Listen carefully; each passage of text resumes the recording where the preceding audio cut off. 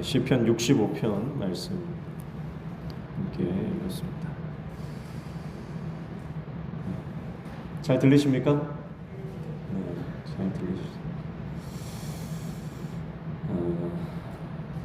옆에 있는 분하고 인사할까요? 사랑합니다. 축복합니다. 감사합니다.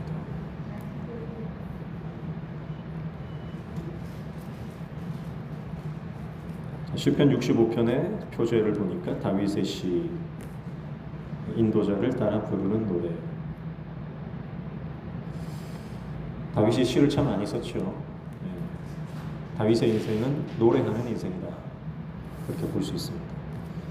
모든 자신의 상황과 환경과 또 자신의 감정과 자신의 모든 생각과 삶의 모든 것들을 찬양으로 녹여내고 시로 녹여내고 그것을 하나님께 올려드리는 인생이다, 이렇게 볼 수가 있습니다. 저와 여러분의 삶도 날마다 우리의 모든 상황과 환경 가운데서 하나님을 향한 노래로, 하나님을 향한 시로, 하나님을 향한 우리의 삶이 작품이 되시기를 축복합니다. 1절에 보시면 하나님이여 찬송이 시온에서 주를 기다리오며 사람의 소원을 주께 이행하리이다. 1절, 2절도 보시면요, 기도를 들으시는 주여 모든 육체가 주께 나오리이다. 1절과 2절은 기도를 들으시는 하나님에 대해서 말씀을 하고 있습니다. 1절을 다시 보시면요, 원어적으로는 이렇게 해석할 수 있어요. 당신을 향한 침묵이 찬송입니다. 하나님이여 시온에서. 그러니까 시온에서 주를 기다린다. 찬송이 시온에서 주를 기다린다 그랬어요. 찬송이 기다린다. 자, 여기서 이제 생략된 게 침묵이라는 단어. 그래서 당신을 향한 침묵이 곧 찬송입니다, 이렇게 해석을 하는 게 또 정확합니다. 그리고 뒤에 보면 사람이 소원을 주께 이행하리이다 그랬죠. 당신을 향한 소원을 이행할 것입니다. 자, 정리하면 어떤 말이냐면, 내가 하나님 앞에 소원을 했습니다. 소원을 했다는 건 무슨 말이죠? 하나님 이 기도 응답해 주시면 내가 하나님께 이렇게 갚겠습니다.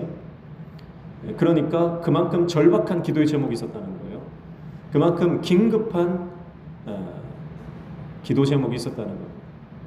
그래서 여러분, 때때로 우리가 정말 응답되지 않는 그런 기도가 있을 때는, 성령님이 감동 주실 때는 소원 기도도 하셔야 돼요. 그래서 하나님이 이 기도 들어주시면 하나님 내가 이렇게 하나님께 소원하겠습니다.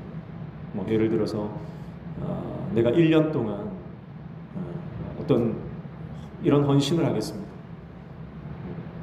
아니면 내가 하나님 앞에 이런 헌금을 드리겠습니다. 아니면 내가 이런 봉사를 하겠습니다. 그런 하나님 앞에 소원을 작정하고 기도하면요, 이건 더 간절한 기도라는 뜻입니다. 그리고 또 금식하며 기도할 수도 있잖아요. 금식하면서 기도한다는 것은 정말 절박할 때 하는 거죠. 그래서 목숨 걸고 하는 기도, 금식 기도. 성령께서 감동 주시면 하시면 됩니다. 억지로 하실 필요는 없고, 저희 어머니는 은혜를 받고 성령님이 감동 주셔가지고 두 아들을 하나님께 바쳤습니다. 이 두 아들을 하나님께 바치겠다, 소원 기도를 하셨어요. 본인이 한 게 아니죠. 성령님께서 하게 하신 거죠. 그래서 두 아들이, 저랑 저희 동생은 이제 어머니의 소원 기도 때문에 어디 다른 데 가지도 못하고 목사가 된 거예요. 근데 이 길이 가장 복된 길이고 영광스러운 길인 줄 믿습니다. 그래서 하나님께 헌신하는 것은 어떤 모양이든지 가장 하나님께 드리는 것이 귀한 것입니다.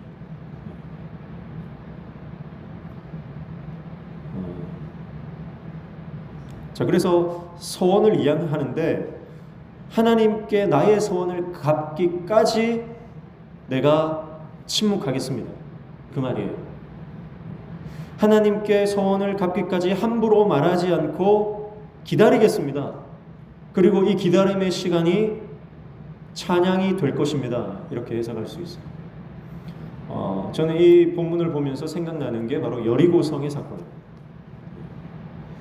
이스라엘 백성들에게 하나님이 요구하시는 게 침묵이었잖아요. 하나님이 일을 이루실 때까지 침묵하는 거예요. 여러분, 그래서 우리 인생에 힘든 일이 있을 때 너무 힘들다, 그것을 쉽게 말해서는 안 되는 것 같아요. 하나님께서는 인간적인 그런 언어들을 침묵하라고 하실 때가 많습니다. 왜냐하면 우리가 쉽게 함부로 말을 하다 보면은 그 말들이 믿음의 언어보다는 우리의 감정, 또 우리 안에는 불평, 원망, 이런 것들이 쉽게 나오거든요. 그것이 절대 하나님의 의를 이루지 못하는 것입니다. 그래서 다윗이 그걸 잘 아는 거죠. 그래서 내가 하나님께서, 그러니까 서원을 갚기까지, 이 말은 하나님이 응답하실 때까지란 말이잖아요. 그래서 하나님이 나의 기도에 응답하실 때까지 나는 모든 인간적인 언어를 멈추고 나의 이 침묵이 찬양이 될 때까지 기다리겠습니다. 멋진 기도 아닙니까? 멋진 고백이죠. 저와 여러분이 하나님이 기도를 응답하실 때까지는 그 기도가 안 될 거야, 이게 되겠냐, 그런 말은 절대 해서는 안 돼요. 하나님이 이루실 것을 믿고 인간적인 모든 언어는 다 입을 꼭 닫아버리는 거죠. 그리고 하나님이 이루실 것을 선포하고 선언하고 믿음으로 고백하시기를 축복합니다.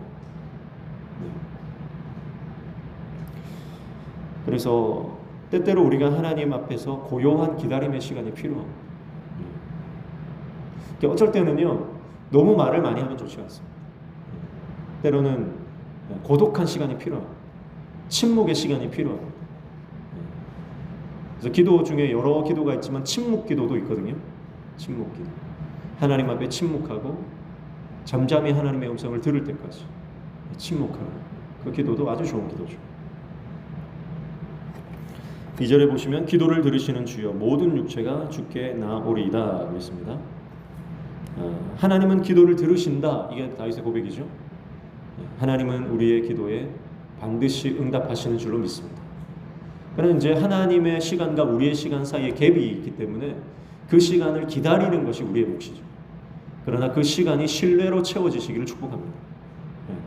하나님의 그때, 하나님의 방법으로, 하나님의 때에 하나님께서 역사하실 것이지만 그 하나님의 시간과 나의 시간에는 갭이 있기 때문에 그 갭을 뭐로 채워야 되느냐? 불안으로 채우지 마시고, 염려로 채우지 마시고, 초조함으로 채우지 마시고 신뢰로 채우시기를 축복합니다. 감사로 채우시기를 축복합니다. 여러분, 우리의 모든 시간 안에 하나님을 향한 믿음으로 채우시기를 축복합니다. 믿음으로 채우셔야 되는 거예요. 믿음으로. 그래서 계속 불안과 초조와 염려와 걱정과 원망과 한숨 이런 걸로 채우면 하나님의 시간이 점점 더 뒤로 밀리는 거죠. 그러나 여러분, 감사와 기쁨은 하나님의 뜻으로 응답으로 가는 가장 빠른 지름길인 줄로 믿습니다. 그리고 결국 기도의 응답, 우리가 빌립보서 4장의 말씀을 봤지만 그리스도 예수 안에서 하나님은 기도를 응답하시는데, 기도를 들으시는데, 하나님이 기도를 들으실 때 우리의 생각이 그리스도 예수 안에서 너희 마음과 생각을 지키신다 그랬는데, 결국 기도가 응답되는 가장 첫 번째는 하나님의 꿈이 내 꿈이 되는 거죠. 예수님의 꿈이 내 꿈이 되는 거죠.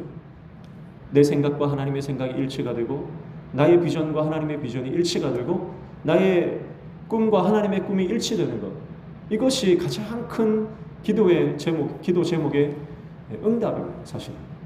그래서 어떤 현상적인 변화를 우리가 바라지만 사실은 가장 먼저 내 안에 내면의 변화가 일어나는 것이죠. 그리고 나면 사실은 어떤 형태나 현상이 변하지 않아도 이미 하나님의 응답을 우리는 경험한 것과 마찬가지입니다.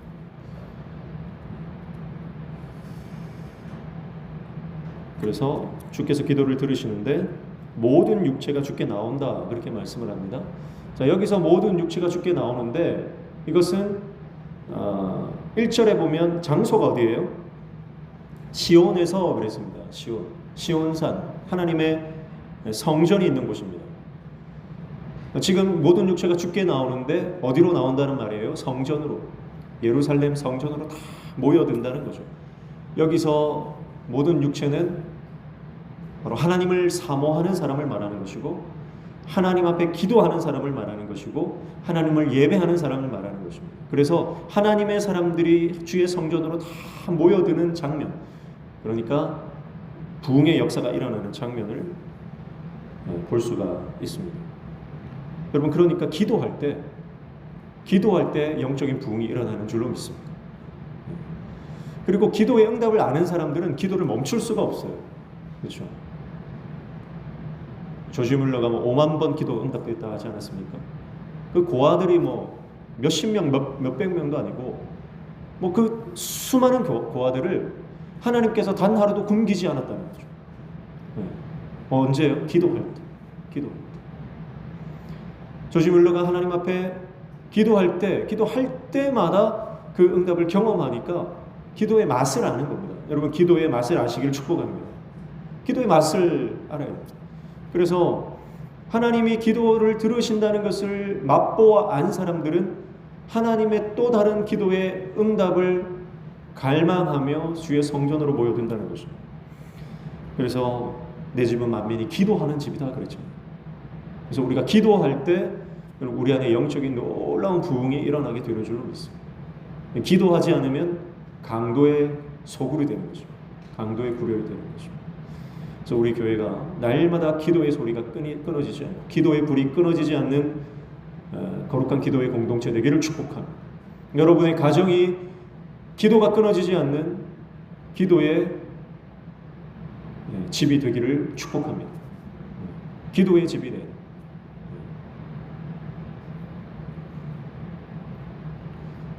3절과 4절은 하나님을 가까이 하는 자가 누리는 행복에 대해서 다윗이 고백하고 있는데요. 3절 보시면 죄악이 나를 이겼사오니 우리의 허물을 주께서 사하시리이다 그랬습니다. 원어적으로 보면 죄악된 일들이 나를 압도했다. 죄악이 나를 이겼다. 여기서 이기다는 꽉 누르는 거예요. 압도하는 겁니다. 위에서 이렇게 꽉 누르면 학창 시절에 햄버거 놀이 해보셨어요? 맨 밑에 한 애가 탁 깔리면 그 위에 또 올라가고 해가지고 맨 밑에가 거의 내장이 터질 정도로 경험해 보셨습니까? 누군가가 내 위에 올라가서 딱 누르면 압사되는 거죠. 죄악이 나를 압도했다. 나를 완전히 눌렀다. 여러분, 죄가 그런 겁니다. 죄를 지으면요, 마음이 눌리는 겁니다. 마음이 눌려요. 영적으로 예민하신 분들은요, 죄를 안고 못 가시는 거예요. 왜냐하면 그 죄가 너무 무겁거든요. 그래서 그 죄로 인해서 마음이 눌리기 때문에 죄를 안고서는 못 가는 거예요. 영적으로 민감하죠. 여러분, 우리 마음을 누르는 모든 죄가 있다면 십자가 밑에 다 내려놓으시기를 축복합니다. 그거 짊어지고 가지 마십시오. 하나님 앞에 회개하시고, 하나님 앞에 회개하고 돌이키고 십자가 앞에 다 쏟아내십시오. 그러면 사슬에 매인 새가 그 사슬을 풀고 창공을 날아가는 그 자유와 해방을 우리는 주님 안에서 누리게 될 줄로 믿습니다. 죄가 나를 압도했다. 죄가 나를 완전히 눌렀다. 그런데 우리의 허물을 주께서 사하시리이다 그랬잖아요. 그 무거운 짐들, 그 무거운 죄악의 짐들을 주님께서 다 사하셨다는 겁니다. 여기에서 사하신다라고 하는 것은 속하신다라고 하는 건데, 더 풀어서 말하면 바로 하나님이 은혜로 덮어주신다 그 말이에요. 여러분, 그러니까요, 죄라고 하는 것은요, 덮이면 덮일수록, 누르면 누를수록 압박이 되고 힘들고 너무너무 무거운 겁니다. 그런데 하나님의 은혜는, 예수 그리스도의 보혈은 덮으면 덮을수록 자유하게 되는 줄로 믿습니다. 이게 하나님의 은혜와 세상의 차이예요. 마귀가 주는 것들은요, 많이 가지면 많이 가질수록 행복할 것 같은데 많이 가지면 많이 가질수록 불안한 겁니다. 돈이 많으면 행복할 것 같은데 돈이 많을수록 불안하고 돈이 많을수록 불행해지는 경우가 훨씬 많죠. 가족끼리 싸우고, 저희는 뭐 싸울 재산이 없으니까 감사한 겁니다. 그런데 하나님의 은혜는 많으면 많을수록 자유합니다. 더 많이 덮여지면 덮여질수록 은혜 안에 있으면 평강이 찾아오고 기쁨이 찾아오고 참된 행복이 가득한 줄로 믿습니다. 그래서 이 땅에는요, 많이 가지면 가질수록 좋은 건 하나님 은혜밖에 없어요. 다른 것들은요, 골치 아픕니다. 많으면 많을수록 골치 아파요. 오래 사는 것 행복입니까? 오래 살면 골치 아픕니다. 150살까지 살기를 축복합니다. 아무도 아멘 안 하시네. 150살까지 살면 어떻게 삽니까? 뭐 건강하게 살면 모르겠지만 100살 넘어가면 다 힘들 거 아니에요. 그 50년 어떻게 삽니까? 돈이 많아도 불안한 겁니다. 은행에 넣어놓으면 은행이 망할까봐 불안하고. 웃으시는 분은 돈이 좀 많으신 것 같아요. 많이 섬기시기를 축복합니다. 자식이 많아도 불안합니다. 바람잘 날이 없잖아요. 자식이. 물론 자식이 많으면 복이지만 하나님 은혜 하나 있으면 복인 줄로 믿습니다. 그래서 하나님의 은혜가 다 덮어주시면요, 하나님의 은혜가 덮어주시면 돈이 많아도 평안한 거예요. 드디어 평안한 거예요. 돈이 없어도 평안한 겁니다. 나이가 많든지 적든지, 내 자식이 많든지 적든지, 주님의 은혜가 덮어주시면, 주님의 보혈이 덮어주시면, 여러분 그때부터 진정한 행복이 시작되는 줄로 믿습니다. 그래서 주님 보혈이 다 덮어주셔요. 우리 가정을 덮어주시고 우리 자녀들을 덮어주시고, 할렐루야.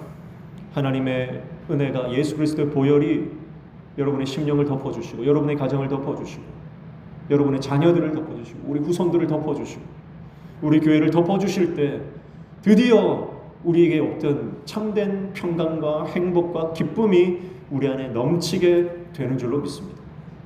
그래서 예수 그리스도의 보혈로 덮으셔야 돼요. 날마다 선포하십시오. 예수 그리스도의 보혈로 덮습니다. 주님의 보혈로 덮는 기도를 늘 하셔야 돼요.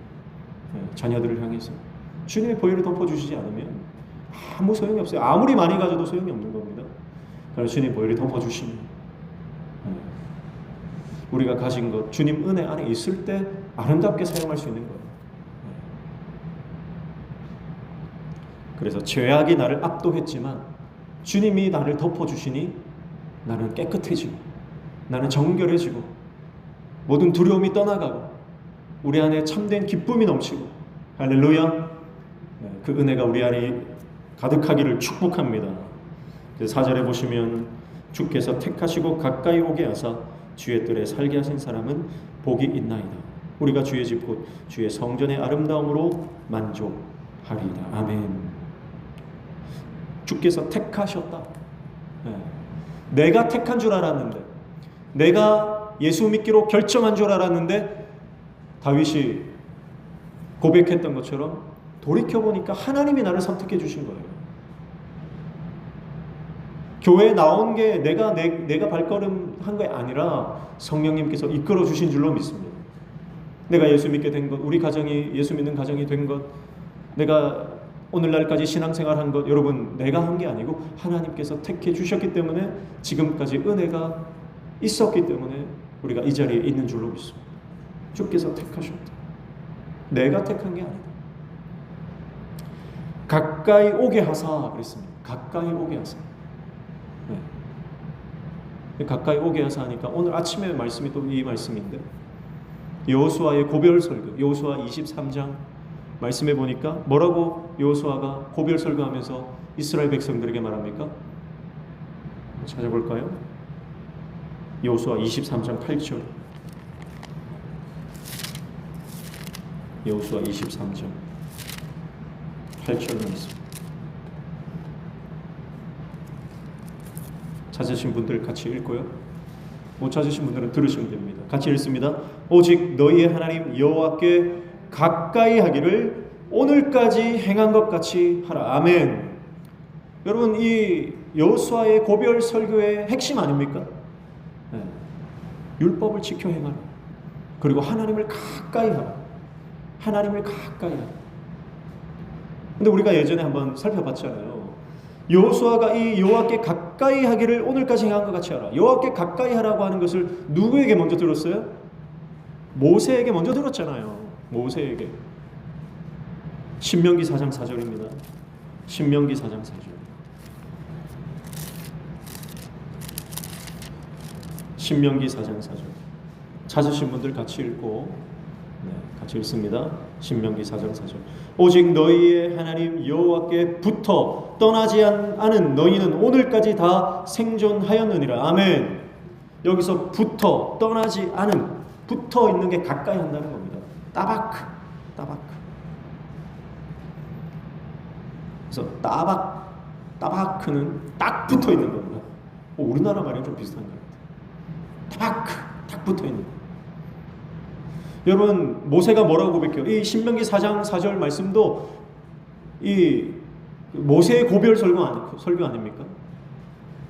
이때 이제 모세가 120세에 살았잖아요. 이제 하나님이 모세에게 너는 가나안 땅 못 들어간다. 그러니까 모세가 가나안 땅 들어갈 마음을 딱 접고 백성들을 다 모아가지고 백성들에게 마지막 설교를 하는데, 여호와께 붙어 떠나지 않은 모든 너희는 생존했다. 그러니까 하나님께 붙어 있었기 때문에 살았고 복을 받았고 지금까지 이르렀다. 그 말씀을 하는 거죠. 여호수아가 그 말씀을 듣고 그때가 80세 아닙니까? 80세. 그리고 여호수아 23장에 이제 110세가 됐어요. 여호수아가 110세에 죽거든요. 이제 죽음을 앞에 두고 30년 전에 들었던 그 신앙의 대선배, 자신의 영적인 멘토, 스승에게 들었던 그 말씀, 30년 전에 들었던 그 말씀을 이스라엘 백성들에게 그대로 하는 겁니다. 여호와를 가까이 하라. 여호와께 딱 붙어 있어라. 그러면 산다. 그러면 복 받는다. 여호수아가 그 고백을 하는 거 아닙니까? 따바크 하라. 따바크. 딱 붙어 있어라. 30년 동안 여호수아가 모세의 말을 잊지 않고 그 말씀을 딱 마음에 새기고 묵상하고 자기 안에 내면화시키고 그러면서 30년을 이 말씀 붙잡고 왔다는 것을 알 수 있는 대목이죠. 사랑하는 성도 여러분, 근데 오늘 다윗이 고백은요, 하나 더 나아가는 겁니다. 더 나아가서 여호와께 가까이 하는 것이 내 능력이나 내 결단이 아니라 하나님의 은혜다라고 하는, 여호와께서 우리를 가까이 하게 하셨다. 다시 본문으로 돌아와 보죠. 주께서 택하시고 가까이 오게 하사 그랬습니다. 다윗이 굉장히 놀라운 영적 통찰력을 가지고 고백하는 게 뭐냐면, 다윗은 믿음으로 하나님께 딱 붙어 있었어요. 그런데 나중에 지나고 보니까 내가 붙어 있었던 게 아니고 하나님이 나를 붙들어 주신 거구나. 하나님이 나를 붙들어 주신 거구나. 사실 연약할 때도 있었고 의심할 때도 있었고 두려울 때도 있었고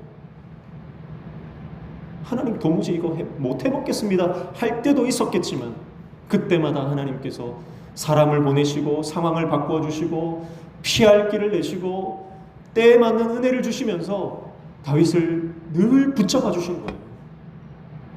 하나님이 다윗을 따바크 하신 거예요. 여러분, 이것이 다윗의 영성입니다. 오늘 이 고백이 저와 여러분의 고백 되시기를 주님의 이름으로 축복합니다.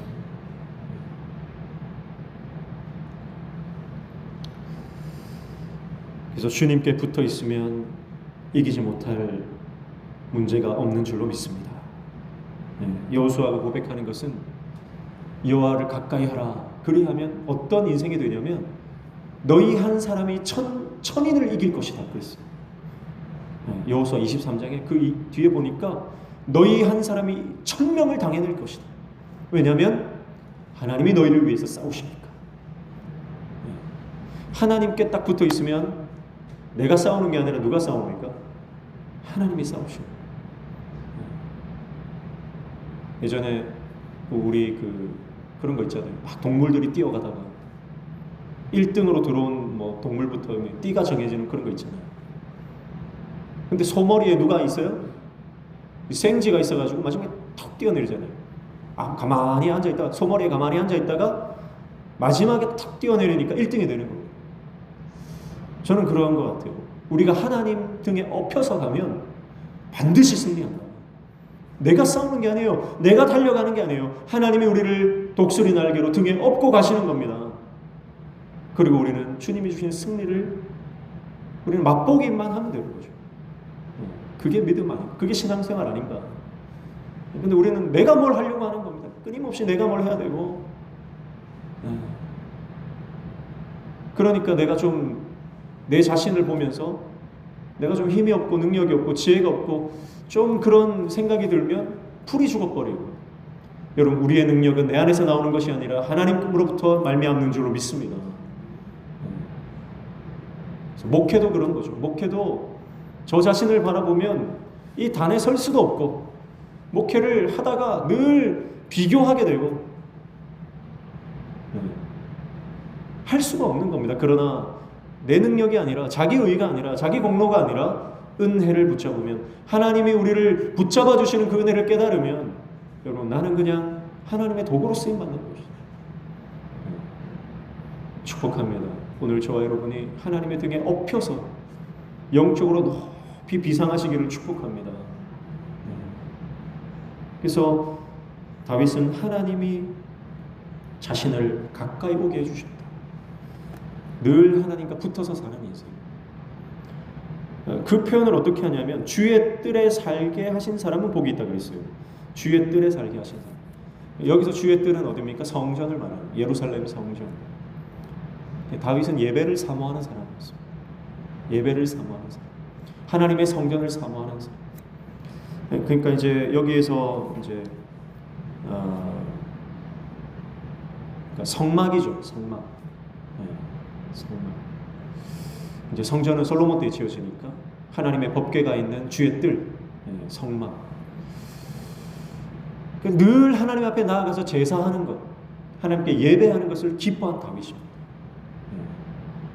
그리고 다윗이 이 시를 쓰고 후대의 모든 사람들은 다윗의 이 시편을 보면서 하나님의 성전을 바라보고 하나님의 성전에 나와 예배하는 것을 사모하고 갈망하고 기뻐하고 그렇게 한 것이죠. 그리고 교회를 사모하는 자는 복이 있는 줄로 믿습니다.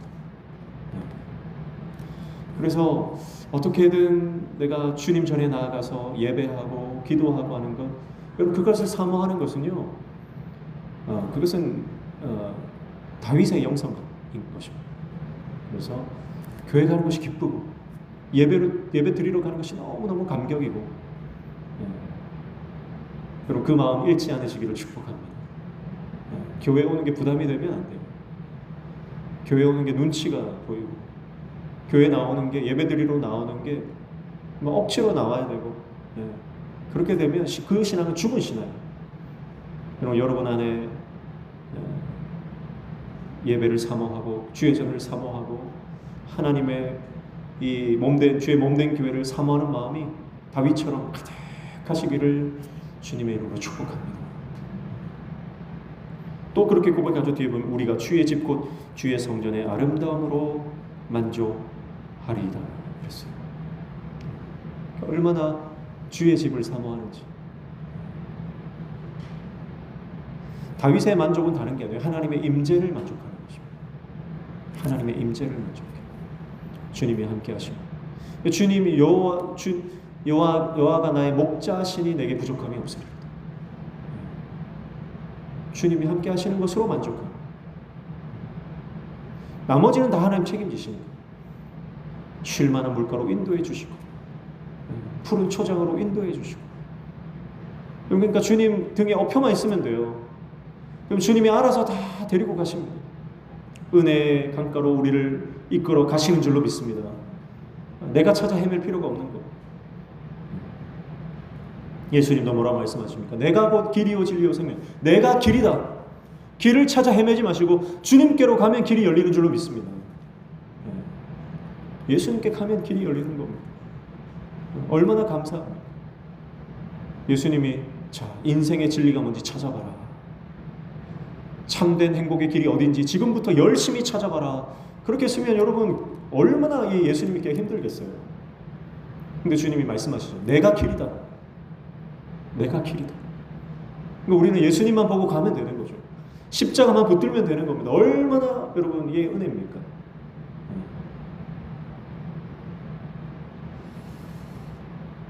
5절부터 8절까지는 창조자 하나님의 구원과 능력을 찬양하고 있습니다.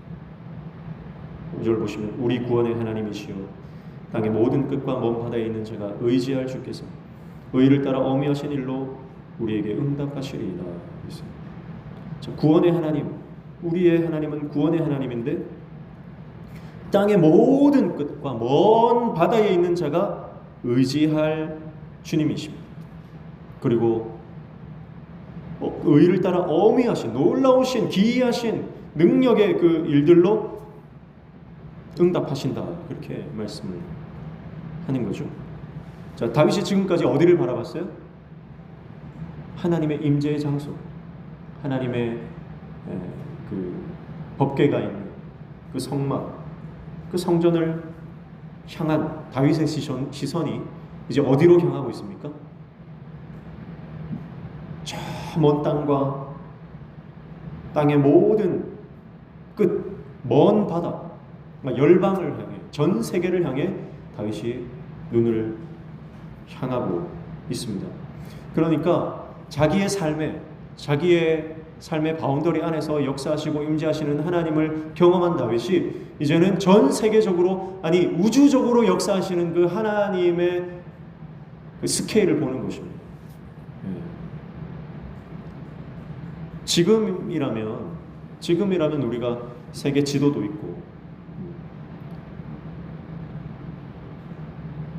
어떤 전 세계에 대한 이미지가 쉽게 그려지잖아요. 세계 이러면 우리는 지구가 딱 그려지고, 지구 그러면 지구 모양이 어떤지 다 알지 않습니까? 우리는 거기에 대한 배경 지식이 있기 때문에 열방, 세계, 온 땅 그러면 딱 그림이 그려진다고요. 그런데 다윗은요, 고대인입니다. 고대인. 다윗은 사실은 그 자기 나라, 이웃 나라, 그 팔레스타인 지역에 있는 그들만 생각해도 아무 문제가 없고, 사실 그것만 생각해도 되는 사람이에요. 쓸데없이 더 멀리 볼 필요가 없죠. 그런데 다윗의 스케일은요, 그가 하나님의 영으로 충만하니까 전 세계를 바라봅니다. 온 우주를 바라봅니다. 여러분, 이것이 성령의 역사인 줄로 믿습니다. 여러분, 그래서 성령이 임하시면요, 우리의 스케일이 커집니다. 열방을 품게 되는 것입니다. 그래서 사도 바울은 어떻습니까? 사도 바울도 성령이 임하시고 성령께서 복음의 열정을 그 안에 가득하게 부어주시니까 사도 바울의 꿈은 어떻게 돼요? 땅 끝까지 가서 이 복음을 전해야 되겠다. 땅 끝까지 가서 이 복음을 전해야 되겠다. 특별한 부르심과 특별한 기름 부으심을 사도 바울에게 주셨고, 다윗도 그런 기름 부으심이 있어도, 저는 이 기름 부으심이 열방을 품는, 전 세계 복음화의 꿈을 꾸는 이 하나님의 영적 기름 부으심이 우리 명신교회 모든 성도들에게 임하기를 축복합니다. 그래서 우리가 살아가는 삶의 작은 먹고 사는 이 문제 때문에 아등바등 살아가는 것이 아니라, 여러분의 골방에서 열방을 품고 전 세계 복음화를 위해서 끊임없이 기도하는 저와 여러분 되시기를 주님의 이름으로 축복합니다. 그러나 천국 가면요, 하나님 나라 가면 거기 가서 하나님이 주실 상급이 많은 거예요. 어떤 사람들은 자기 집안만을 위해서 기도하고, 자기 자녀들, 자기 식구들, 예수님은 잘 믿는데 그 정도 이제 수준에서 살다가 천국 가는 분들도 있을 거예요. 그런데 정말 우리에게 주어진 시간, 이 땅을, 나라와 민족을 위해서, 연약한 지체들을 위해서, 한국 교회를 위해서, 그리고 전 세계에 흩어져 있는 선교사님들을 위해서, 고통받고 있는 열방의 백성들을 위해서, 그 나라의 복음이 증거되기 위해서, 하나님 나라가 임하기를 위해서 여러분 기도하고 정말 물심양면으로 그렇게 하나님 나라를 위해서 내가 투자하고 관심을 쏟고 하나님 앞에 울며 기도했던 사람은 여러분 특별한 하나님의 상급이 있는 줄로 믿습니다. 그리고 이 땅에서 또 누리는 은혜가 달라요. 저는 우리 명신교회가 세계를 품는 교회, 할렐루야, 세계를 품는 교회. 그래서 가든지 보내든지 우리는 여기에 있지만 우리의 마음은 늘 땅끝에 가 있습니다. 땅끝에. 그래서 땅끝을 돌아서 내 뒤통수까지 와야 돼요. 그래서 열방을 품고 기도하시고, 그래서 이런 어떤 방향성 기도, 여러분이 지금 여러분의 집에 골방에 딱 앉아가지고 이게 상상을 하는 겁니다. 상상하면서 기도하세요. 이쪽으로 쭉 가면 그런 노래 있잖아요. 앞으로 걸어가면 온 세상 어린이들 다 만나고 오겠네 있잖아요. 그런 것처럼 하는 겁니다. 저는 이제 교회에서 기도할 때 옥상에 이제 올라가서 한 번씩 기도를 하는데 태평양 바다가 보이잖아요. 그러면 태평양 바다를 바라보면서 저 태평양 바다를 통해서 선교사님들이 우리 교회로 몰려오는 비전을 보고, 그들이 우리 교회에서 충전되고 회복되고 감동되고, 그래서 다시 열방을 향해 다시 우리가 보내드리고, 미국 땅과 저 남미 대륙과 북미 대륙과 유럽과 아프리카 땅과 쭉쭉쭉쭉 나가서 다시 제 뒤통수까지 돌아오는 그런 상상들을 하면서 기도를 하거든요. 여러분, 다윗이 온 땅을 바라보면서 하나님의 통치와 하나님의 역사를 기대했던 거죠. 오늘 저와 여러분의 기도의 스케일이 날마다 커지는 역사가 일어나시기를 축복합니다. 그래서 다윗의 영적 시야는요 굉장합니다. 다윗의 영적 시야는 상상하지 못할 그런 영적인 시야를 가지고 있는 거죠. 자, 그리고 피조 세계 전체를 조망하는 것입니다. 그래서 8절 보시면요, 7절과 8절 보시면 바다의 설렘과 물결의 흔들림과 만민의 소요까지 진정하시나이다. 자, 파도가 치고 물결이 흔들리고 막 큰 어떤 쓰나미가 몰려가는 여러 상황들 가운데 만민의 소요, 혼란이잖아요. 주님이 다스리시면 그것이 진정이 된다. 모든 무질서가 하나님의 통치가 임하면 하나님 통제 안에 다 있다. 8절에 땅끝에 사는 자가 주의 징조를 두려워하나이다. 주께서 아침이 되는 것과 저녁 되는 것을 즐거워하게 하신다 그랬어요. 그러니까 하나님께서 이 시간까지도 모든 공간과 시간의 질서를 하나님의 통제 안에 두시는 분이다. 다윗의 영성이 대단하잖아요. 다윗은 창조세계, 하나님 창조하신 이 피조세계를 보면서 시간과 공간을 바라보면서 땅끝까지 바라보면서 하나님의 다스리심, 하나님의 통치가 임할 때 모든 질서는 하나님의 통제 안에 들어오게 되고 모든 무질서는 질서로 바뀐다. 모든 혼돈과 힘과 무질서를 하나님이 정복하시고 모든 사람이 기뻐할 만한 질서와 평강으로 회복시키시는 분이다. 다스리시는 분이다. 그 고백을 하는 겁니다. 여러분, 우리의 삶에도 마찬가지입니다. 여러분의 삶에, 여러분의 심령이나 여러분의 가정이나 여러분의 육체까지도 하나님이 통치하시고 다스리시면 회복되는 줄로 믿습니다. 모든 어그러진 것들, 무질서한 것들, 주님이 성령으로 강력한 성령이 불러 임하시면 여러분 모든 어그러진 것 회복되고, 모든 이 구부러진 것들이 펴지고 모든 연약한 것들이 강해지고, 할렐루야. 주님이 함께 하시면, 주님이 다스려 주시면, 주님이 임재하시면, 하나님이 개입하시면 역사가 일어나는 것입니다. 하나님의 역사를 여러분 신뢰하시고 믿으시고, 우리 안에 있는 복잡한 감정까지도 하나님이 딱 만져주시면요, 그 다음부터 질서 정연해져요. 복잡했던 생각, 잠을 못 자는 겁니다. 주님의 일을 하는데 복잡해요. 여러분, 복잡한 감정을 가지고 주의 일을 하면 그 일이 하나님의 영광이 되지 않습니다. 그래서 상한 감정, 복잡한 감정, 이것이 하나님의 감성이 되게 하기를 축복합니다. 감정 붙드시면 안 돼요. 감정이 하나님이 기뻐하시는 감성이 되게 하셔야 돼요. 그래서 영이 깨끗하고 하나님의 영으로 충만한 사람들은요, 대부분 보면 다 그래요. 순수한 감성을 가지고 있습니다. 그런데 순수한 감성이 아니라 내 안에 정리되지 않고 치료되지 않고 제거되지 않은 복잡한 감정들을 가지고 있는 분들은요, 늘 내 안에 이 상한 감정과 복잡한 생각, 감정들로 완전히 범벅이 되어 있는 거예요. 여러분, 이 감정들은 좋은 게 아닙니다. 우리는 감정의 동물이지만 감정을 느낀다고 해서 그 감정을 다 붙드시면 안 돼요. 버려야 되는 감정들이 많습니다. 그래서 사단이 감정을 사용한다니까요. 늘 말씀드리지만. 그래서 하나님 안에서 회복되면, 하나님이 통치하시면 여러분, 우리의 순수한 감성이 회복되는 겁니다. 그래서 다윗은 그런 순수한 감성의 영성의 소유자입니다. 모든 만물을 바라보면서 하나님을 느끼고, 모든 현상과 모든 시간과 공간들 가운데서 하나님을 경험하는 거죠. 여러분, 이것이 영성 아닙니까?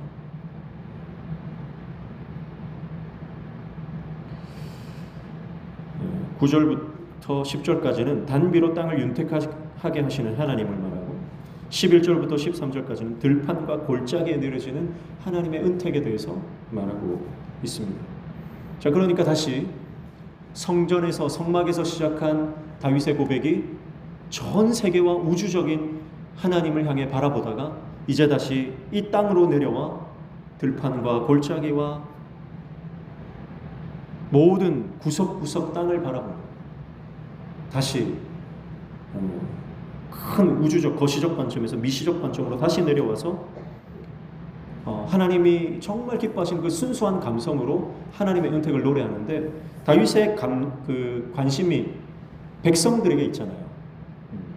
하나님을 잘 섬기는 다윗은 선한 왕으로 그 하나님의 통치를 백성들에게 잘 통치하기 위해서 항상 백성들을 생각하고 하나님이 맡겨주신 나라와 자기 백성들을 돌보는 목자의 심령이 있는 겁니다. 그러니까 목자의 마음을 가지고 있으니까 비가 내리는, 들판에 내리는 비를 보면서 하나님께 감사할 수밖에 없는 거예요. 섬세하고 따뜻한 마음으로 양치는 목자처럼 그렇게 하나님이 우리의 목자 되시고 우리 인생에 따뜻한 단비를 내려주시는 분이다. 사랑하는 성도 여러분, 하나님이 오시면, 하나님이 다스리시면, 하나님이 통치하시면 사람도 춤을 추고 돼지도 춤을 추는 줄로 믿습니다. 주님 때문에 춤추는 인생 되시기를 축복합니다. 주님 때문에 노래하는 인생 되시기를 축복합니다.